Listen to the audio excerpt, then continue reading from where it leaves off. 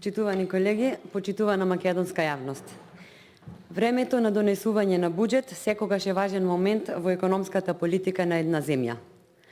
Логично е така да биде и во Македонија, затоа што е логично предлог буџетот да биде огледало на реалните барања и потреби на граѓаните, на оние кои го полнат истиот тој буџет и оние кои носат економски раст и напредок на земјата. Да, логично е. Но ние имаме власт која е надвор од секаква логика и власт која не го слуша крикот на оние од кои економијата живее за сметка на задоволувањето на апетитите на оние кои ни ги јадат капиталните проекти. Од тука јасно е дека голите политички интереси се отсликани во овој предлог буџет и на тоа веќе сме навикнати. Можеби и се немаше да изгледа до толку драматично ако розевите очила не се појавеа и во самиот предлог буџет. Па така, преоптимистички и преамбициозно, власта проектирала стапка на раст од 4,1% и вкупни приходи од 3,45 милиарди евра. Се надевам дека знаете дека секогаш доаѓа денот кога се што е пренапумпано и вештачко ќе ви се врати како бумеранг. Буџетот за 2021 година е преполн со хипотези и предпоставки или како што нашите соседи србите велат, шта би било кад би било. Новата финансиска пресметка е базирана на предпоставките дека капиталните инвестиции би изнесувале околу 380 милиони евра. Но, ако тоа сепак не се случи, што е многу известно со оваа власт, тогаш едноставно предложениот буџет нема да важи. Иако во предлог буџетот нема јасни алтернативи за сомнителната предпоставка на власта дека тој ќе донесе економска стабилност и забрзан раст во следната година, се отишло и чекор понатаму, па како важен момент во целава приказна се зема хипотезата дека здравствената криза ќе спласне во првиот квартал од следната година, што би донело раст на извозот и увозот, како и раст на инвестициите и намалување на невработеноста.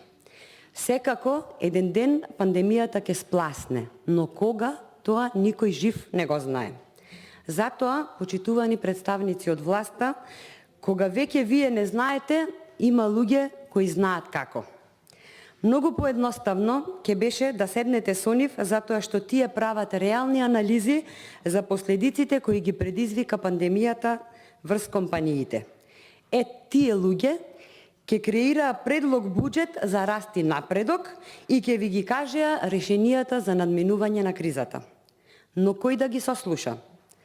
Еве ќе ви пренесам дел од предлозите на експертите. Ефтини кредити за компаниите, гарантна шема за царинскиот долг и комерцијални кредити, намалување на царинските стапки за увоз на репроматеријали и машини, програми за системско подобрување на конкурентноста преку воведување на грантови, програма за поддршка на извозните компании и поголема вклученост на државата во поврзување на домашните и странските компании, обезбедување на поддршка за странските компании во тир сезоните, поактивен пристап на државата во привлекување на нови инвестиции. Ете ви го одговорот на прашањето како ќе обезбедите повисоки приходи во буџетот. Но што сте сториле вие? Сосема спротивното. Наместо предвидените плюс 156 милиони 944 илјади денари да ги помогнете компаниите, овие пари ги давате за привремени вработувања на оние кои ќе ви ги голтнат капиталните инвестиции. Не најдовте време да се сретнете со угостителско-туристичкиот сектор. Тие ќе ви кажеа дека треба да го промените концептот за туристичките развојни зони, дека се потребни субвенционирани вложувања за руралните средини за сместувачките капацитети, дека треба да ги поддржите при донесите за ново вработено лице во секторот туризам и угостителство и така натаму и така натаму. Заедно со нив ќе изработевте стратегија за справување со кризи во туризмот. Заедно со нив, затоа што тие знаат, а вие не.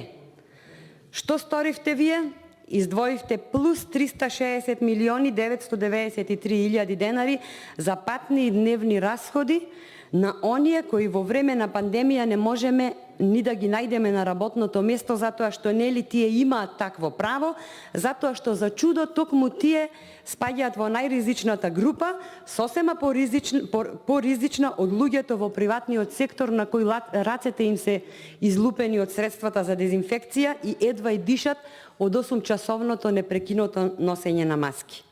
Едно ќе ви кажам. Тие првите со неефикасните услуги што ги нудат или воопшто не ги нудат, ги кочат овие вториве кои пак по секоја цена, па и по цена на сопственото здравје, ви го полнат буџетот.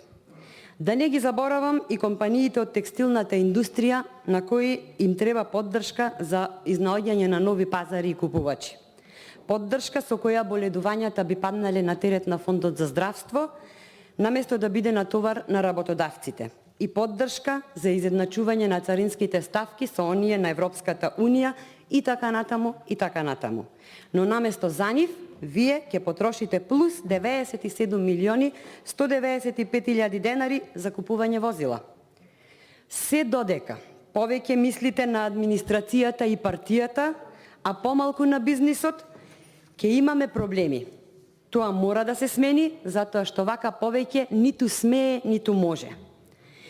Иако светските епидемиолози и економски аналитичари постојано повторуваат дека мораме да живееме со вирусот и дека тоа е некоја нова светска реалност, нашата влада, како да не ја интересира тоа и не правејќи апсолутно ништо, застанала и чека да се разбудиме во некој нов свет каде што пандемијата ќе остане само во учебниците по историја.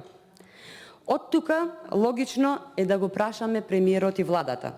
Што ако пандемијата не спласне до крајот на 2021 година? Дали тогаш и следниот буџет ќе го засноваме на предпоставката дека можеби вирусот ќе спласне на крајот од 2022? И додека се нижат нови прашања и бројни сомнежи, два непобитни факти од новиот буџет се јасни како ден, а тоа се буџетскиот дефицит од 567 милиони евра или 4,9% од бруто домашниот производ и јавниот долг кој се заканува да достигне фантастични 65% од бруто домашниот производ до крајот на 2021 година, со што не дај Боже Македонија би влегла во критична зона. Задолжување од 530 милиони евра ни е потребно само за финансирање на дефицитот. Сепак, ако не се случат капитални инвестиции, тогаш и дефицитот и јавниот долг ќе бидат многу поголеми или во превод, тек тогаш Господ нека ни е на помош. Колку и да сакате да сте оптимисти, ние сме сведоци веќе на фактот дека и без пандемијата, наспроти најавениот инвестициски бум, доживеавме инвестициски потоп кој заедно со сидрото, наречено Социјалдемократски сојуз, ја повлече Македонија и македонската економија на дното. Тоа беше и очекувано, затоа што од оние чија што единствена политика е уништувањето, а единствена идеологија крадењето, никој не може да очекува напредок. Пандемија имаме една година, но ние одамна престанавме да зборуваме за проекти. Заборавивме кога последен пат се изградило училиште, пат, болница, кога се отворила детска градинка.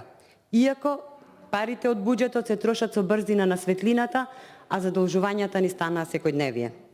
Веќе никој не може ни да сонува за нова фабрика, затоа што ја погребавме правната држава, полевајќи ја така несигурната економска почва со најлошите политики, чиј плод е политичката криза. Ја пропуштивме шансата за отварање на нови работни места, затоа што и странските инвестиции ја заобиколија земјата, во која за прав пат говорат оние кои не успеаја да изградат ниту 2 километри каков таков, а камоли прав пат. Верувајте дека никој нема да инвестира додека земјата ја представуваат луѓе кои ги краси неработа, неспособност, скандали, местени тендери и корупција. Затоа потребно е средствата од буџетот да се наменуваат за стимулирање на продуктивниот дел на економијата, односно на реалниот сектор, за да се сочуваат работните места. Или ќе градиме економија, или ќе градиме социјала. Најискрено ме загрижува делот во кој е наведено дека ќе има зајакнати инспекциски контроли. Не сакам ни да помислам дека со тоа мислите на поголеми казни за деловните субјекти и демотивирање на и оние и онака малкуте кои што планираат да засноваат бизниси. Настрана од тоа, не гледам некои особени заложби за локален економски развој, ниту пак гледам нешто посебно да се споменува рамномерниот регионален развој. Сте ги изоставиле или подобро речено сте ги заборавиле патните правци од Охрид према Република Албанија, иако тоа е обврска од ЮНЕСКО. И патиштата, и граничните премини ни се во ужасна состојба. Дополнително, вчера на порталите видов еден текст кој вели владата издвои 46 милиони денари за 6 капитални проекти. Таман се зарадував, отварам содржината, кога таму гледам владината прес-служба информира дека се работи за изградба на водоснабдителен систем во Мала Речица, канализација во Демиркапија и Сарај и уште неколку проекти.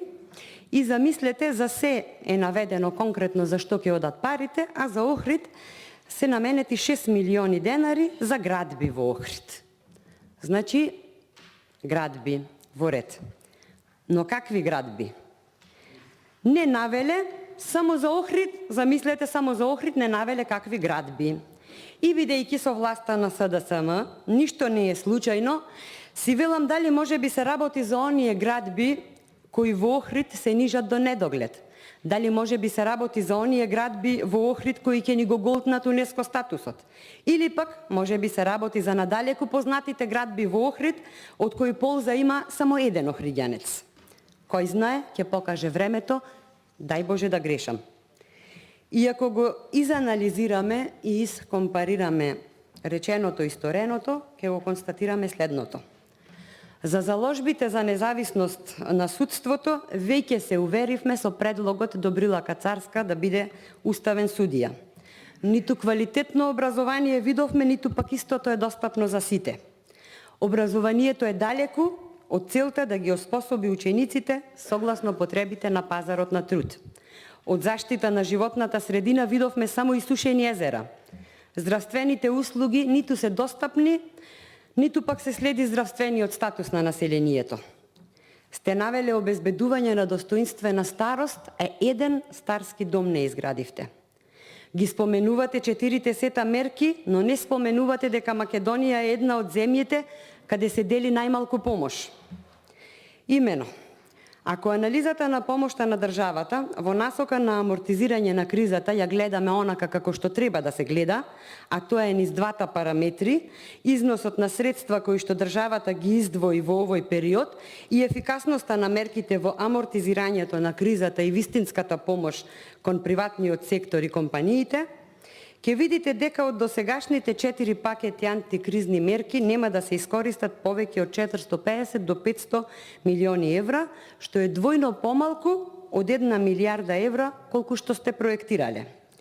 Од нив, ниту викенд без ДДВ беше ефикасен, ниту ваучерите дома си се искористија, а и мерката за финансирање на плати не стигна на вистинското место, односно со вашите лоши креации и политики дадовте можност истата да се злоупотребува затоа што не беше квалитетно осмислена и сето тоа на сметка на зајакнување на сивата економија. Сето ова се случува само затоа што вашата основна цел е правење пиар или лажен популизам од мерките кои се и повеќе од неопходни.